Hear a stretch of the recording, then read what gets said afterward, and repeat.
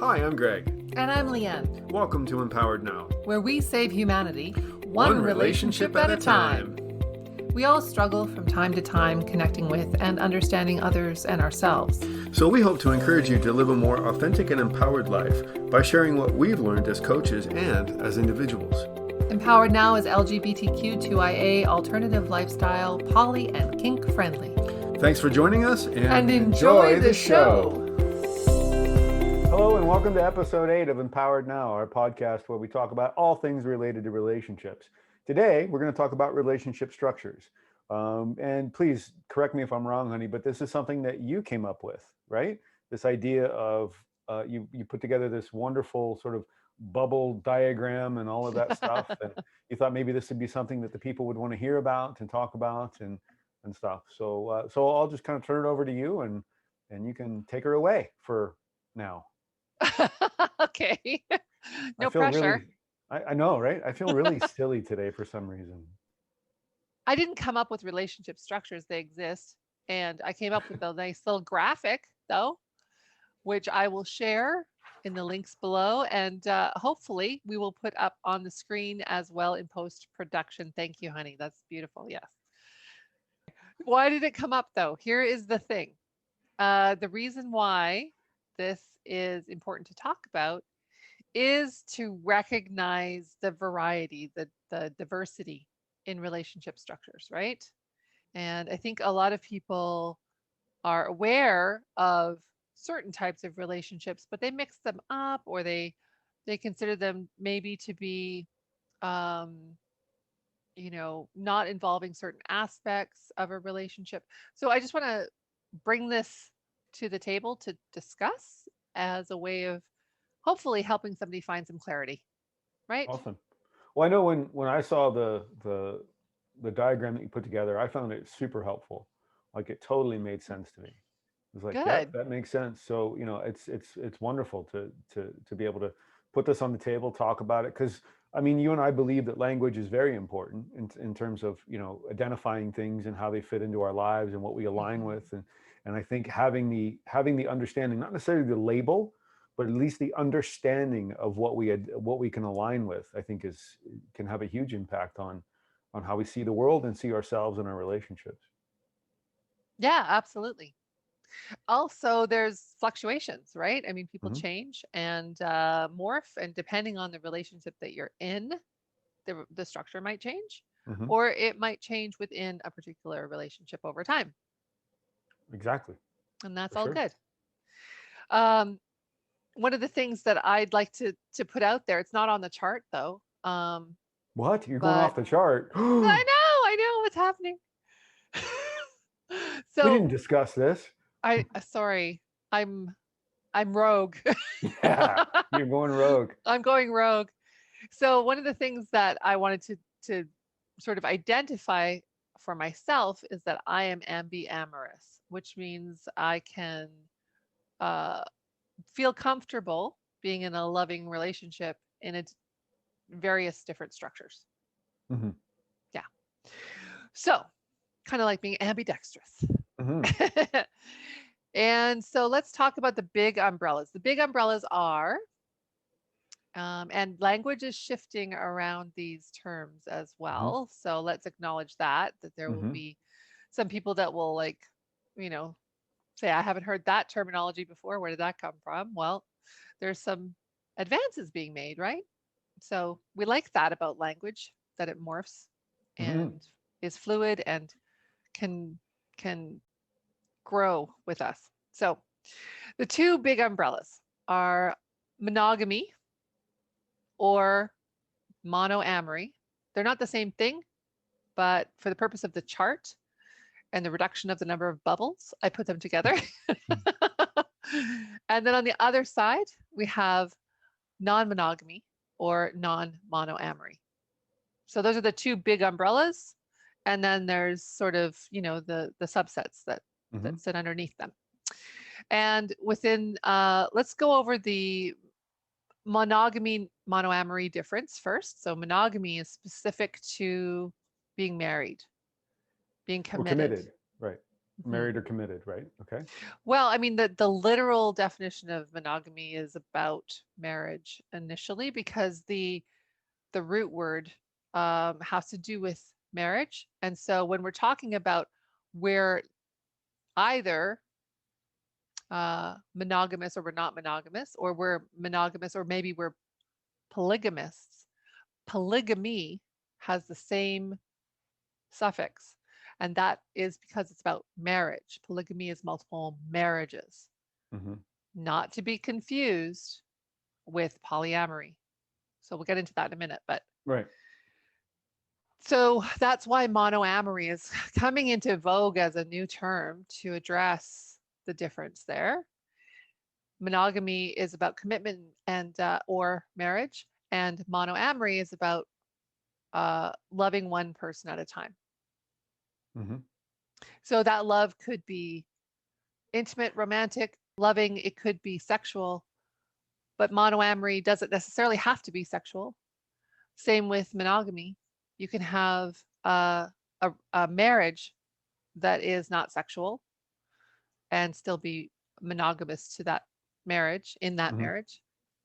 Um, and so there's a lot of assumptions made when we use these terms, right? So Right. Right. I think it's important when we're using them to say this is what I'm talking about, right? What do you mean? Well, okay. Say I want to be clear about my intentions.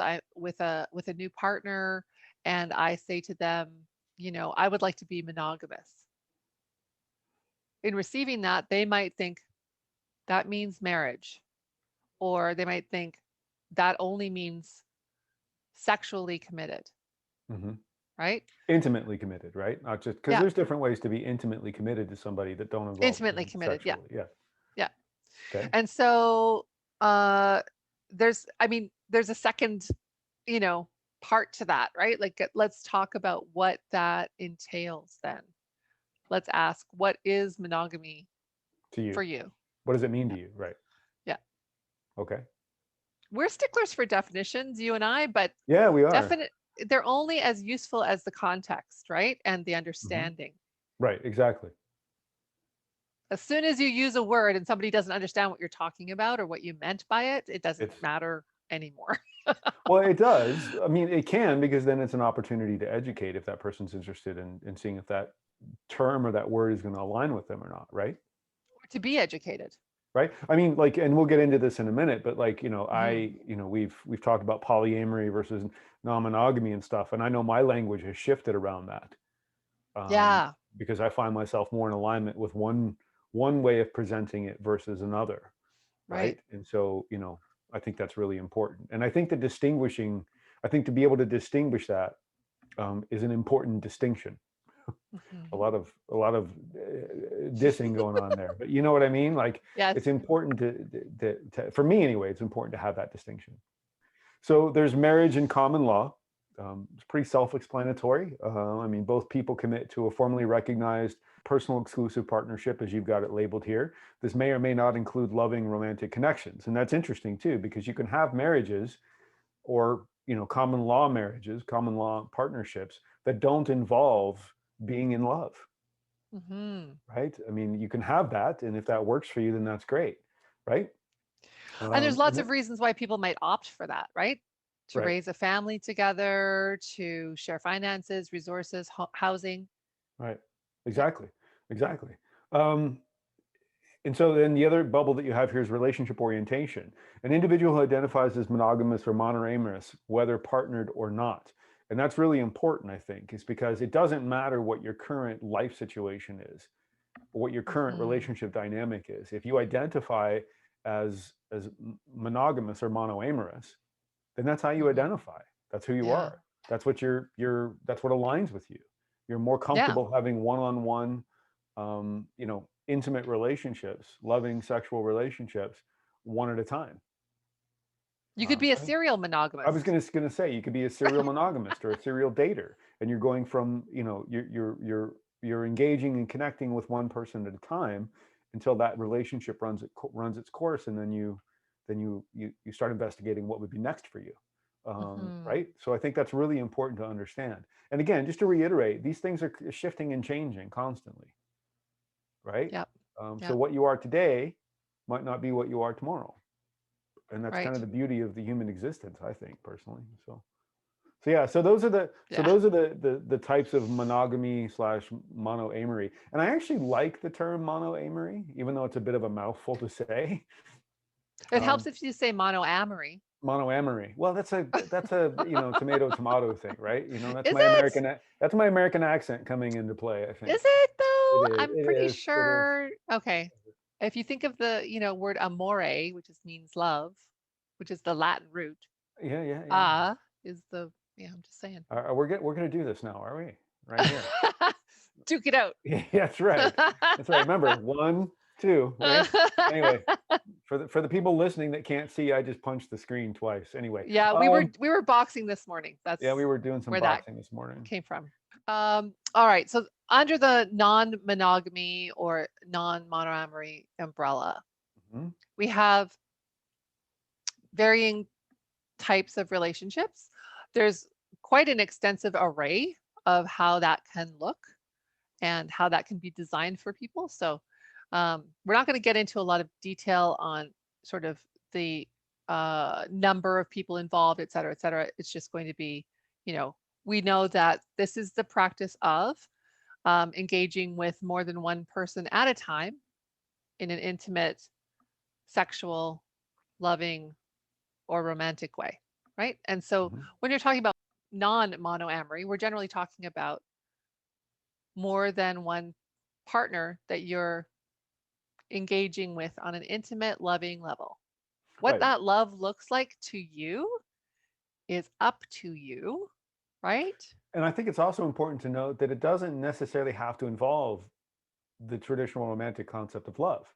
Right. It could be an intimate friendship. It could be anything. I mean, the sort of the sky's the limit in terms of how you want to define that and frame that for yourself. Mhm. So it could be anything, right? It doesn't have to just be about love, and it doesn't have to just be about sex. It can be about anything really that you can think of, or that any ways that you might connect, right? And the other thing too, it's important is that even people that identify as asexual can still experience and line up and align with one or more of these relationship orientations, Mhm. right? Because it's not just about the sex piece, it's about the intimacy. Asexual people can and do experience intimacy, as far as I understand Mhm. it anyway. So Yep. so it's not just about that piece, it's a much broader scope spectrum, as it were. Mhm. Yes, good point. And so when we're talking about the relationship orientation, again, it could be somebody that identifies with being non-monogamous or non-monoamorous, whether they're partnered or not. They're just, that's how they see themselves in the world. They don't want to be limited to having one connection at a time. Hmm. And, when I say that, it sounds a little bit biased. But there have been times when I've felt really like I don't want to be limited. And there's been times when I felt completely 100% on board with being limited. But it wasn't limited, Right? right? It wasn't limiting to you. No, I think it's an intention though, right? It's intentional. You're Right. committing to that limitation. You're agreeing to it, right? If you're stepping into monogamy, you're agreeing to that limitation. And so that's a choice. I wonder if some people out there who identify as monogamous would argue that, though. I wonder if they would argue about that word limitation. I mean, the truth is that the agreement is that you will agree to limit your interactions if you're in a monogamous or monoamorous relationship, right? To Right, the one exactly. person at a time.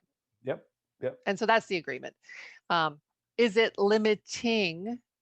I think that's the perception. And it's about your needs, wants, desires at the time, right? Values. Values. If I need, want, and desire that, it doesn't feel limiting to be Mhm. limited to one person, right? Gotcha. Okay, cool. Yeah.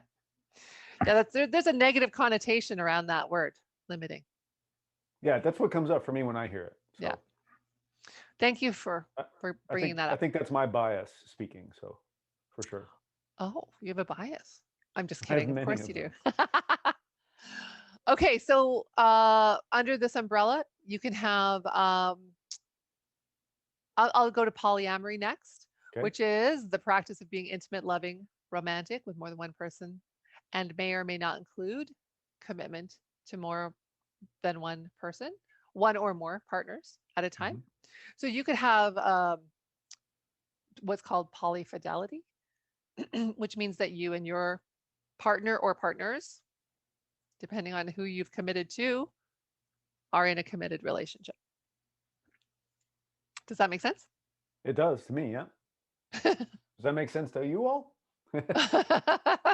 So I it think I sounds think like, one of the tricks here is that we're trying to to present this information because there's a lot, especially on the poly side of things, that there's a lot that we could unpack. There's a lot that we could open up here. There's a lot of different variations and dynamics, as you alluded to we'll earlier. do another And it's podcast. yeah, it's almost another podcast in and of itself, right? So, Yeah, for sure. but what we're trying to do is sort of give an umbrella version here of just like, this is the overarching term, but how you choose to identify that and what you choose Yeah. to do with that or how that looks and aligns with your particular lifestyle and your choices, I think is completely up to the individual. And frankly, in my experience, it's been just as I mean, as many individuals as there are different ways of doing it, right? Yeah. So, Yeah, so just for sure. understand, I guess what I want to say is just understand that when we say polyamory and we use these quote unquote definitions for things, it's partly based on our experience, partly based on the root of the word and the actual definition of the word. And it's in no way trying to imply that it's uh, done right or wrong or any of that stuff. It's not a judgment on anything. It's just simply, No. you know, this is the definition of the word and this is how the principle, the overarching umbrella principle is applied. Does that make sense? Yeah. We don't want to anyone to come away from this experience with our podcast thinking that we're judging what they've chosen as a relationship Oh, structure absolutely not. or No, as an no. orientation. No, we're just talking about what we know about it, Right. and our knowledge may be limited as well. So feel free to chime in and educate us on things that we've missed or you would like Absolutely. us to Please. include in our subsequent coverage of further relationship dynamics. That would be great. Um, so then uh, polyamory is sort of the intimate, loving relationships that happen. And then there's the sort of, I don't know if it's a different bubble entirely, or it is a different bubble entirely, but it's a different subset almost of ethical non-monogamy, which is a term that I think needs to be addressed because I prefer using consensual non-monogamy now. Yeah, me And too. we learned that term through Jessica Fern's work with her book Polysecure. Mm-hmm. And it resonated with us, right? Yep. Because that ethics piece is a little bit questionable. And if you want to talk about that, that would be helpful. Well, yeah, I mean, the word ambiguous comes up when I think about the word ethical piece, ethical non-monogamy, because the word Mhm, ethical, you can have ethical monogamy and ethical non-monogamy.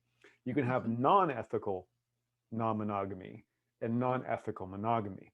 That's a mhm. mouthful, right? So It's ultimately, a lot. what it comes down to is, I mean, let's just kind of talk about the word ethics. It's defined as the moral principles that govern behavior or the conducting of an activity. I'm reading here, so that's why I'm looking down. I apologize to those watching. These are personal, based on values, and vary from person to person. So they're a bit ambiguous, right? Ethics are Mhm. ambiguous. It's based upon your personal experiences, your biases, in and it can fluctuate. It's different for me than it is for you. It's different for me than it is for the next person, et cetera, right? It's also based on our values too, right? And that's really Sure. important to understand as well. So we talk about values and consent. And the reason that you and I prefer consensual non-monogamy is consent Mhm. is a little bit more of a foundational word. It's a little bit more of a, this is something that I can stand on because There's consent requires. I mean, I'm a fan of what I call enthusiastic consent, and Hmm. I say you're either a hell yes or a fuck no, right? And Hmm. there's not really a whole lot of in between there. And that so consent is a very sort of, what's the word I'm looking for?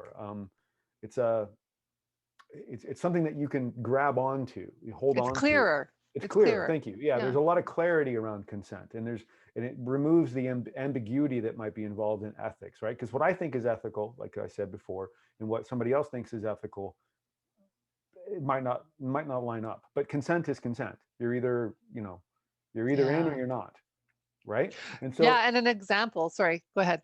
that's okay. So, and like I said before, I mean, any of these structures may be considered ethical or non-ethical based upon the values of the individual, right? Hmm. Commonly accepted as ethical only when informed consent has been given.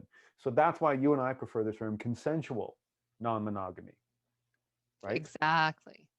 And if I can speak to something else too, one of the other things that comes up for me just now is that it's also an umbrella term for me, because consensual non-monogamy would be the umbrella term. And then under that is this huge spectrum of different types of relationship structures, right? And again, that's a Hmm. whole different podcast. Polyamory is one of a type of relationship structure that you can have under consensual non-monogamy, right? And Right. then there are many, many different types depending upon, again, language, experience, intention, et cetera, et cetera. Yeah. And I'm going to float an unpopular opinion here, which is that polyamory can be non ethical. It can be practiced in a non ethical or even non consensual way. Polyamory is just you love more than one person. So that can happen without their consent, without your partners knowing, right? Mm-hmm. So there's been a lot of work in the community of polyamory to differentiate polyamory as ethical or consensual, which is excellent. That work is critical. It's critical in terms of education about people learning how to navigate it well. It is also really important though that no one ever make the assumption that someone who identifies as polyamorous equally identifies with being ethical or getting informed consent from all their partners, Mm-hmm. Exactly. right? And I think it's So, important. Something that's coming up for me as I'm hearing you talk about this too is I think it's important, and you and I have experienced this in our work, is that we see a lot of people that come that present as monogamous or monoamorous, but then they're presented with different life experiences that make them start to question that mhm. monoamory mindset, right? That definition or alignment with that. And so then the question is are they then polyamorous, or are they not consensually non-monogamous? Well, no, I mean, not consensually non-monogamous, but they might be poly. Do you know what I mean? Like the consent piece has to be there. That's the crux of everything. Is, you can fall in love with more than one person and still identify as monoamorous. But then are you monoamorous now? No, you Right. can't. Right. Well, let me I rephrase would that. say you can have made a commitment to someone, made the agreement, and you can break that agreement Hmm. and actually be functionally polyamorous. Right, but not ethically polyamorous. Right. Right. Okay. Not consensually non-monogamous. But what I'm saying though is that you can be monogamous. So you can be married in a monogamous marriage and fall in love Hmm. with somebody else Sure. and not do anything about it. Yeah. So then what are you? You're functionally polyamorous. Right. Or yeah, that's it. Yeah. Right. Because more than one love. Right. Yeah. So, and so then when we step into the areas of consensual non-monogamy or ethical non-monogamy, right? Using that framework of, being in a monogamous marriage and then falling in love with somebody. I mean, there are people out there, and frankly, I used to be one of them, that could wrap my ethics around the idea of having an affair with somebody, Hmm. wrap my values around that idea and becoming poly in that. Exactly. I mean, we've both been, I don't want to speak for you, but we've both been there. And we can Yep. wrap our ethics. And I use that phrase, wrap our ethics around it, because really it's a conscious, intentional choice to Hmm. be non-consensually non-monogamous or polyamorous or however you want to define yourself.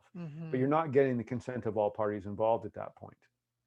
But Right. you're still poly Hmm. because you have these emotions from more than one person at the same time. Exactly. Exactly. And so let's swing out into some other subsets. Yeah, Did you see what I did there? I saw. Segue. So under that, Segue.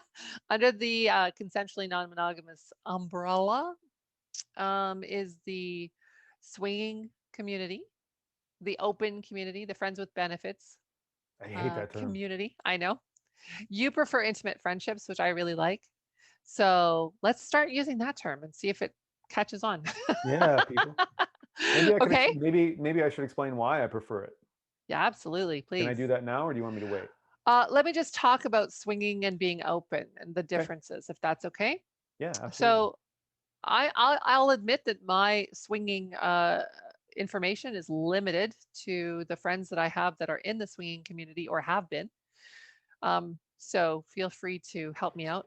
But my understanding of swinging is that uh, it is an intentional exchange of partners or interaction with others for the purpose of sexual activity. It can involve loving feelings or caring feelings or great long-standing long-term connections.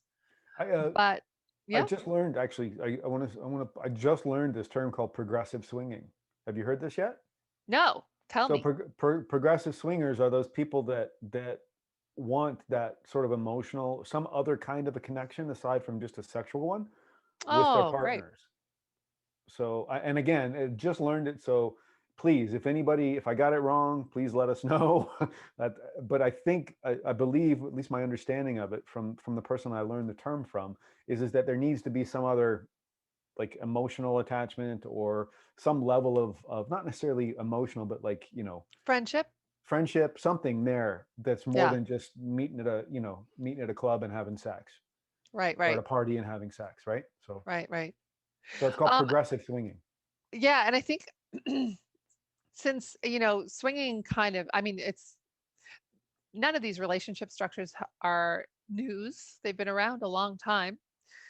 Swinging was really kind of in the public eye, I think around the 70s for the first time, um, where people were openly swinging, having parties for that purpose. Hmm. And, uh, and it really kind of highlighted that community at that time. So historically, right? Um, but I mean, it's been around forever. The idea of swinging being more on the physical end of the spectrum is sort of what differentiates it from those who practice polyamory, right? And I think the polyamory community, it by and large, not everybody, but I think by and large, the information that I've gathered so far from them is that most of them feel they don't want to be confused with swinging or being open or friends with benefits. They want the distinction of being polyamorous to separate them from that community. And why? Primarily, I think because their view of relationships is focused more on the loving, bonding, and long term attachment, or at least the possibility of that. And for some people in the swinging community, it's very much physical and it's not really about that, except for the progressive swinger. So now I know that terminology. Thank you. Hmm. So, uh, for those who are open, that's kind of the first terminology that I came across when I had my first open marriage. That's what we called it back Hmm. in the early 90s. And we didn't have any of these other terms to look at or look for other than swinging. Um, and so to be open denotes we're kind of able to physically play, intimately play, um, There's no real other labels being attached to any particular connection, although they might develop into a polyamorous connection. It's not the intention. The intention is just to have other experiences, right, with more Mhm. than one person at a time. Have other intimate or sexual experiences. Right. And that often applies to couples, that Hmm. term. Right. So we are open, Does right? it, when you say often, is there a situation where it wouldn't apply to couples? Like if you were single, would you call yourself open in an open relationship? No, I think I would call myself CNM, Right. consensually non-monogamous. So then I wonder, and again, please, folks listening, watching, please feedback on this, but I wonder if open relationships is just about couples. It's the way to define a Yeah. relationship structure for a couple. Hmm. And it's less about an identity as an individual and more about the structure of the relationship. Yeah, I think more commonly the people who are opening up their relationship, right, Hmm. are exploring, um, and maybe don't know what they are yet. Yeah, Maybe they exactly. haven't found their niche yet. Maybe they don't know whether they want to swing or have intimate friendships, or whether they want to have full on long term, polyamorous relationships, or even polyfidelity in their relationships. Right. So, Or, I mean, I'm seeing recently that there's somebody that you and I just made friends with on social media, and she refers to herself as being in an open relationship. I forget her name. I apologize, but she's all about being in an open relationship, and that's how she presents it. So, mhm, while for some people it might be a way to step into different relationship structures under the C&M umbrella, for other people it is when they're in their relationship, it is the way they identify, because maybe it just allows them to, gives them that that ability, that to not limit themselves, going back to that word, right? And flexibility. being able to fit in wherever, Hmm. in whatever way the relationship shows up for them and how they Sure. feel, right? So I don't know, I'm that's a guess on my part. um but I know that there was a point like you in my life where I identified as open in an open relationship. um and I came through it. I came to poly CNM through the kink community. So, and there's a lot of that in the kink community. There was a lot of that in the kink community, the swinging, the openness, Hmm. the that kind of stuff. So, you know, Yeah. so yeah. Sorry, I'm hearing Max snore. He's our dog. I don't know if you guys can hear him. I can't hear him. So, Okay, good. So, yeah, and so, we in this graphic that I created, I kind of put the ENM, CNM, open, swinging, and friends with benefits, which we like to refer to as intimate friendships, um, in one bubble. And it's not really fair to just kind of lump them all together like that, because there's quite a few distinctions in there. mhm, But again, it was a matter of uh, space. space on the page. And also they do have commonalities, right? Mhm. So let's address why you like to use the words intimate friendship rather than friends with benefits.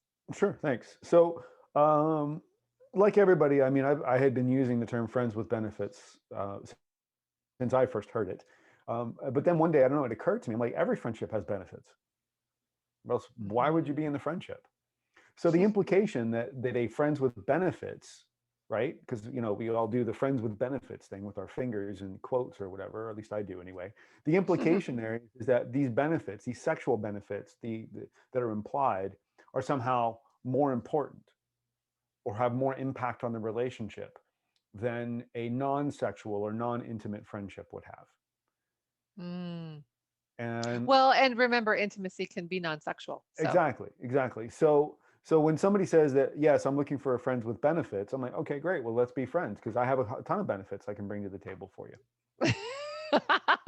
Right? how does that float? How does that go Yeah, that over? doesn't float. But anyway, the point is, maybe hopefully someday it'll happen. But the point is that it's like there's this emphasis placed on the idea that the sexual benefit is the most important benefit of being a friend in that dynamic. In that Hmm. dynamic. So when I thought about the term intimate friendships, I thought, well, that's a lot more there's a lot more breathing room in there. There's a lot more room to work with, right? Because you still have that friendship, right? You still do the things that friends do. You hang out, you go to parties, you go to concerts, or whatever it is that your friends do. You read books Hmm. together or whatever. But then you have an intimacy element to the relationship that wouldn't be there otherwise. And so Right. it doesn't place an emphasis on anything. It combines the two, in my opinion, intimacy and friendship, right? Hmm. As opposed to friends with benefits, like, Wink, wink, nudge, nudge. Know what I yeah, you mean? know what I mean, know what I mean, know what I mean, right? Exactly. So Yeah. now I'm thinking about Monty Python. So anyway, Sorry. so yeah, so that's why I use the term intimate friendships. And I Yeah. admit it's challenging. I mean, I have to explain it every time I use it because it's not part of the popular vernacular yet. But I'm hopeful that it will be, because to me it feels more expansive. To me it feels more inclusive of all of the different ways that intimacy can show up in a relationship, in a friendship Hmm. specifically. And by it being a friendship, that means to me that there is no concern or interest to have a long-term committed loving, kitchen table poly, which we'll get into, I'm sure, you know uh, uh, style relationship. It means it's a friendship. It means that you guys hang out a couple times a month or whatever, like you would with your Hmm. friends, but you're intimate together. You're having sex together sometimes if that feels right. And you don't have that limit that society puts on other friends, that society would put on friendships.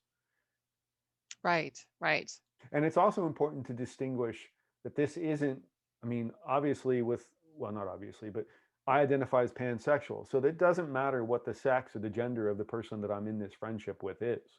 That has no Hmm. bearing on it at all, right? It's Hmm. just about that intimacy level where we're at with that, right? Right. Right. Great. Thank you for sharing. Thank you for letting me. I appreciate you. Letting you. Yeah. Do we have a rule around that? I don't know. We don't have rules. No rules. No rules. Yeah. So Um, so so thank you for the space to share that. There we go. That's the way I'll put that. Beautiful. Love it. So I think putting this out on the table to look at, the purpose of doing that is to help people navigate, try on different ideas, maybe even design their relationship the way they feel most comfortable, negotiate with partners or their partner, about what they're looking for, what they actually want. One of the things that we haven't really talked about is how, common infidelity and what's known commonly as cheating is in the mono world.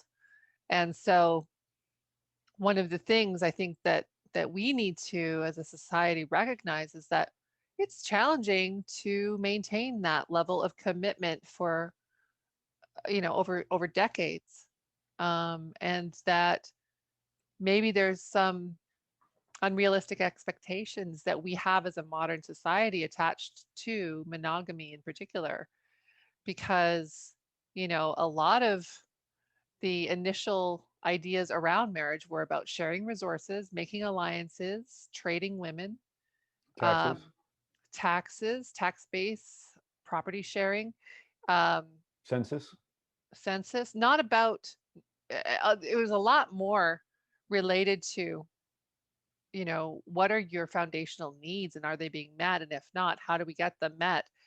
Primarily for women, requiring a male provider. We don't need that anymore. And so, in a modern society, what's shifted, what's changed is we've now attached to that marital relationship, which used to be considerably more businesslike. We've now attached that we need every other need met by that same partner. We Hmm. want them to be our confidant, our best friend, our lover, our partner in parenting, our partner in finances. And so it's a lot, right? Hmm.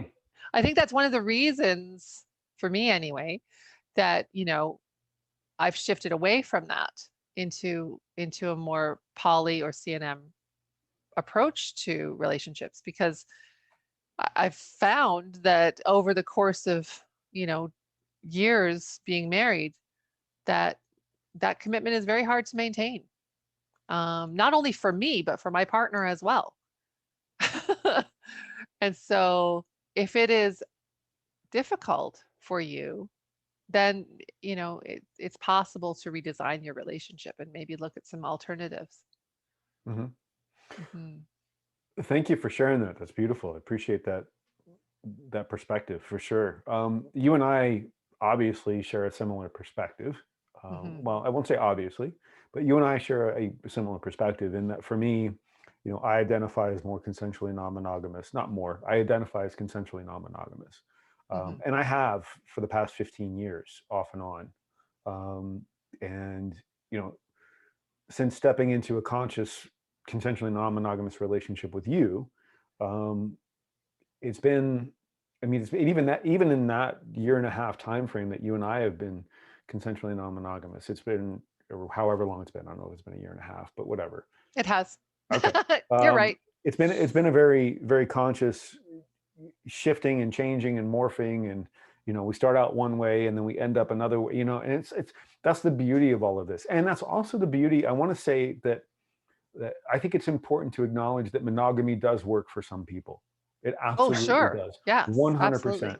There is Hmm. no way that again, we go back to not making judgments about people's decisions or choices and stuff. Um, and to that end, there are also a lot of challenges with consensual non-monogamy too that aren't present in traditionally monogamous relationships. Hmm. I was having a conversation with a friend recently about this, and I refer to it as, consensual non-monogamy forces us to move the furniture around and take a look at all the dust underneath, right? Because we're constantly moving things around and we're constantly having to reevaluate our relationships and the way they look and our connections. Um, Hmm. so there's a lot of opportunity there for growth. There's a lot of opportunity to do a lot of internal personal development work. And that's been my experience.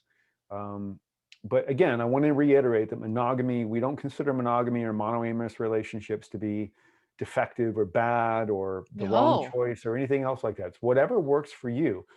I do suggest that you get honest with yourself, get curious about why you're in the relationship that you're in, and if it Hmm. aligns with you. And I guess that's part of the reason that this diagram that you've created really, really resonates with me.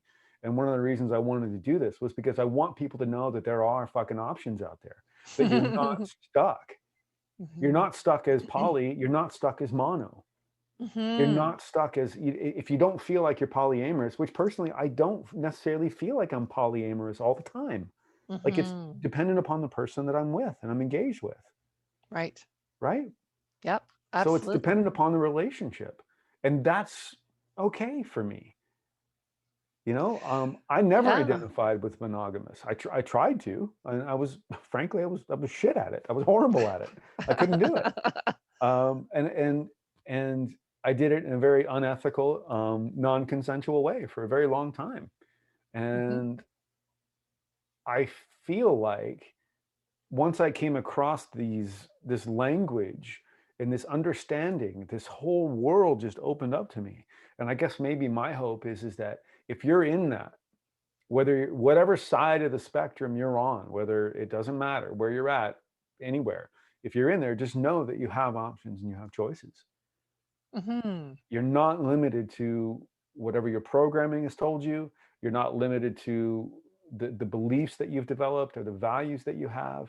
If you need to reinvestigate those, do some Hmm. research, find out, reach out to us. It's what we do, right? It's what Absolutely. we help people do, is get a really good understanding of their values and why they do what they do, Yep. right? So, Well, and I want to go back to what you said earlier about any one of these relationship structures can be um, consensual or non-consensual, right? We can have situations where marriage is forced, and that is non-consensual, and that is not okay. mhm, We have situations where, in polygamous communities where there's kind of, overarching structure and belief system in which that is the only option for you. And if you grow up in that, right, you don't know that there's other options. Mm-hmm. And so that's not really informed consent then. That's, I think, where a lot of people feel that some people who have been in the polygamous community have been kind of railroaded into it because they weren't given other options Right. or the ability to choose. Right. They weren't given all the Um, information available. right. And part of that is the religious structure around it and believing that it's right and that it's God's will. And so again, it goes back to values. For that person, that might be how they live their best life because that's in alignment with their values and their beliefs, Mm-hmm. right? Um, so it gets a little muddy in those kinds of communities about what is consensual and what is not. And so there's a lot of judgment around that. I'm trying to step back from judgment about all things, Mm-hmm. right? I want to recognize whether something's healthy or unhealthy, whether it's someone's living in their integrity or not living in their integrity, if they're living in an authentic life or not. That's what I'm interested Productive, in. unproductive. Right. Exactly. Right. Yeah. Yep. Yeah, and same here. I'm trying to remove judgment as well. It's really fucking hard to do, but I'm trying to do Right? it. It's challenging. It's hard to Yeah. do, but I'm trying to. And even as you're talking about polygamy, I'm like, is there a situation where polygamy would be okay in my mind? My value set says no, Hmm. right? So that's a judgment in some level, on some Well, but level. then what if But you found another partner, fell in love, wanted to share housing, finances, and children with them, wanted to have them move in, wanted a commitment with them that is equal to ours? We can't legally do that, right? mhm, Uh, but people do have commitment ceremonies and things like that in order to recognize the importance of a union mhm, that is, in a poly uh, for sure. relationship. So Yeah, that makes sense. Yeah, good point. is that okay with you? Well, well, yeah. I mean, Okay, so yeah, there you go. yeah, That's a exactly. Good point. version, right? Good It's a point. version of, Good point. Thank you. Yeah, thank you for yeah, bringing that to my attention and for the attention of the people that are listening or watching. You're absolutely yeah. right. That's very true. And I've heard stories of that in the consensually Mhm. non-monogamous community as well. So absolutely. Yeah, you're right. So that's a version, right? And that's the For only sure. version that we have available to us if we're not part of that um, religion, right? For That for sure. I that just wonder allows that. though, I know we're probably going to want to wrap up here shortly, but I just wonder if we have done enough to distinguish between what polygamy and polyamory are. Because Okay, let's just touch on that because that's an I think important one. I think it's a really important distinction to make. Do you want to So address it? I'll try. Feel jump in at any time, Okay, but I'm here for you. yeah, exactly. But because I know it's important to me, and it's also important to a lot of people in the polyamorous community because Hmm. there is a difference. So polygamy is the act of having of being married to more than one person at the same time. Right, Is that right? correct. And it can only happen in certain circumstances where that's allowed. Not necessarily true because you can have people out there, and you do. We've heard the stories about men particularly, but it's happened with women, but where they are married to more than one person secretively. So it's not consensual. So it's Understood. non-consensual polygamy, but they're Good still a point. polygamist because they're married to. They have different identities. They have different, that, right? These are Lives. Yeah, different yeah, lives, right? But isn't that still polygamy? absolutely. Right. Yep. Okay. So that's kind of the polygamy section, and then there's the polyamory, which is also about commitment, also about Mm. love. It's also about all of those other things, but it doesn't have the same, what would you call it, legality to it? Was that right? I would say that those relationships are probably not formally recognized, although By somebody can whom? be married, right? Somebody can be By married recognized by who though? Sorry, legally. legally. Okay. So the difference is between actual multiple marriages and polyamory, where you're not really able to have multiple marriages because you're not in a religion that allows that, or you're not um, prepared to be married non-consensually, right? Hmm. And also, correct me if I'm wrong, but polygamy is typically one man with multiple wives. No, can be No? anyone with multiple spouses Okay. is a All right. polygamist. Okay. Yeah. And it has happened accidentally to people too, where they've not gotten a proper divorce in one state and then gone to another and gotten married, and then they're a polygamist and they're in trouble. Oops. Yeah. Yeah, oops. So it is it's it's the technical term of multiple marriages. Now you're making me think I got to go back and make sure I got all my divorce certificates. Yeah, right? Yeah, we've both been married 3 times. So, Right. the 4 times. We've been chances. married 4 times. Right, sorry. Divorced 3. Divorced We 3. hope. And so, yeah, we can only hope that we did it right.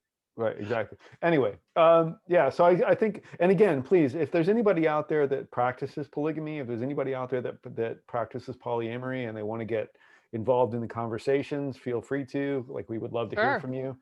Yeah. Let us know how you see the distinctions. If you don't feel that our explanation, our half-assed shitty explanation is in alignment with you, then please feel free to let us know. We're open to that dialogue at any time. We're just doing our best. Exactly. We're just doing our best and trying to spread the word and educate as much as we can based upon our experiences, our perceptions, and our biases. And we recognize that fully. Yeah, for sure. And I know that there's a lot of people in these communities that feel very strongly about their beliefs and their values and how they have functioned in their relationships. And I say, if everybody is living in their integrity and it's healthy, more power to you, right? That's all we really want from our relationships is healthy, happy relationships where everybody is on the same page and is consenting. Well, that was a wonderful discussion, and I really appreciate all your insights there, honey. Same, right back to you. I love that you've put this together. I love that you've created this bubble diagram, as I refer to it. I think it's beautiful. Please, folks, we're going to make it available. So, we'll get it out to you. Send either myself or Leanne an email and ask us for it, and we'll be happy to send you a copy of it. No problem. Yep. Yeah, so absolutely. you can reach us through our website. All that information is available in the pre and the post. So, reach out to us and let us know if you want a copy of it, for sure. And remember, choose love and keep it kind.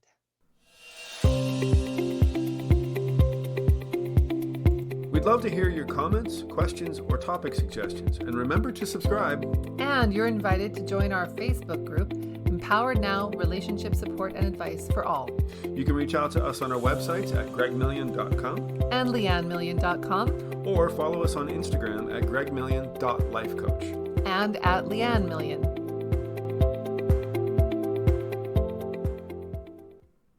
All right. Do you need to warm up? Caw-caw! Caw-caw! You're an idiot.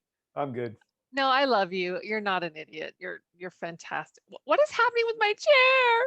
It's probably the rug that you just bought. It's the rug. The rug is in my way. I can't. I don't have rolling freedom here. Oh no. You have such good lighting. You want share autonomy. I have light. That's because I got the natural light coming in through the window. I know, and I'm in the fucking corner. Mm-hmm. In the fucking corner. You look pretty. I might be referring to my notes here. Is that okay? Looking down occasionally? Yes. Refer to your notes. Okay. It's you didn't do your homework? You don't have this shit memorized? Come on. Do you? No. No, I have it literally stapled to a curtain above the computer. Perfect. I'm a professional. Yeah, you are. Okay, I'm ready. All right. When you are. All right, here we go. You're introing? Yeah.